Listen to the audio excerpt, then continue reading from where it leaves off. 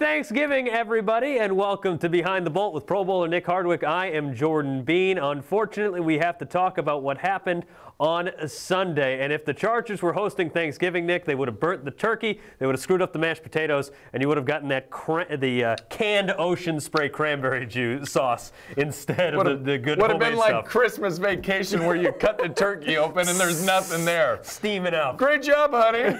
Exactly. It was not a performance to remember for the Chargers on Sunday. Before we get to the game, we want to talk about what happened before it and in the middle of it and talk about number 21, the retirement of LT's jersey. Nick, you were on the field because it was also alumni weekend. How cool of a moment was that for you? Get a big applause. Everybody was happy to see you. It was so nice just to be with all the alumni. It was my first time to be with my old teammates. Chris Dielman was there, Marcus McNeil, Scott Murchkowski, Mike Goff.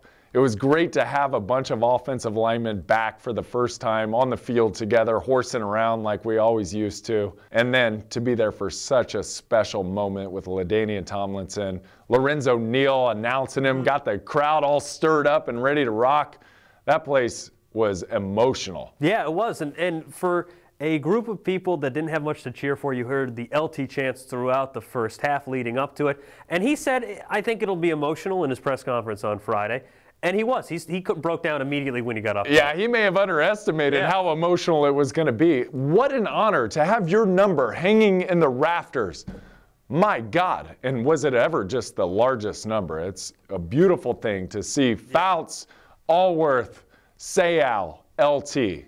And to have been a part of that career, we couldn't have been more proud. The guys and I that played with LT, standing there to honor him, we were geeking out. We loved every moment of it. It's a pretty good Mount Rushmore of Chargers numbers to retire up there. And for him to be next to Junior, a guy who meant so much to him earlier in the career, in his career, I'm sure, meant a lot to LT when he saw both those numbers up there. Oh, gosh. And just to thank the organization, the fans, the city of San Diego, his teammates, he did a beautiful job. He performed as he always does. Well, it was certainly a high point at halftime when LT had his number retired.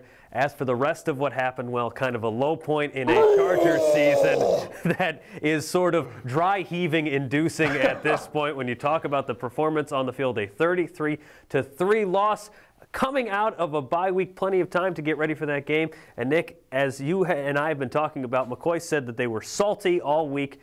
Weren't exactly salty when they got out on the field. Yeah, there was no salt on the field. You were hoping to see an angrily inspired performance from the guys. Maybe a fight, maybe a 15-yard penalty. Stir this thing up. Show that you care. We didn't see a lot of that. We did, however, see Phillip and Gates get into it, which I have to say I was excited to see. You got two guys there competing at the highest level that give a darn about winning and performing. They want to get the best out of each other, and just like two brothers, they were button heads, and what a beautiful thing to see. Need more of that. Yeah, I think it's interesting that you have that purview of what happened. I think a lot of people that probably saw it on TV were like, oh my God, infighting, it's so crazy. Yeah, the horror. Well, someone think of the children. But really, it's something that as a football player, you know, happens all too often. In fact, you and Phillip used to get into it in the huddle as well. Oh, absolutely. I remember one game in particular where things weren't going right. I probably blew a blitz pickup. Come back, Phillip's giving me an earful, still in the huddle, everyone's in there waiting on the play call, and I just punched him right in the helmet and said, give us the play call, man. Tired of this. Get going. And he did. And there you go. Yeah, we moved along. Martial law. Yeah. You got to establish the rules of play. But you need more of this. You need more guys that care so much that they're fighting mad. They don't care who they're fighting. They want to hit somebody. How do you pick yourself up off the bottom? You start swinging back. That's how. Well, don't just take Nick's word for it. Let's hear from Phillip Rivers after the game.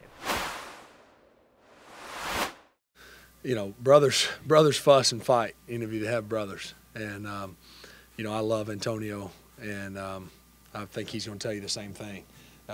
He's two of probably the most competitive guys on the team.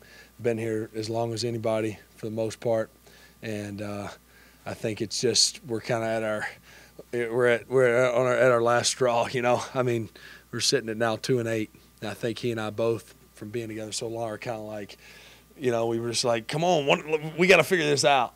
And I think it's more of that than anything. It just kind of, you know, whatever, argued for a second. You know, I don't think either of us thought about it twice. Obviously, that's what the cameras do, but it's no big deal. Well, for Phillip Rivers, it was not a memorable day at the office. Only 178 yards passing, and Nick, only 201 yards of offense for the Chargers. And on a day where you honor the greatest running back in Chargers history, they only rushed for 52. Oh my gosh, what a letdown. Could not get the running game going, and for the first time I thought all season they were being stubborn with it. However, there weren't a lot of rush lanes. The offensive line has to do a better job, and Melvin's got to find a way to pop some runs. Well, for Melvin, another disappointing day. 15 rushes, 37 yards, and I'm sure the frustration level for him just keeps growing. All the success he had in Wisconsin not translating to the NFL. And then he looks across to the other side of the field and sees Spencer Ware, who you got that I right. had to look up his name again because he's a third-string running back. He was a 6th-round pick in 2013 out of Seattle.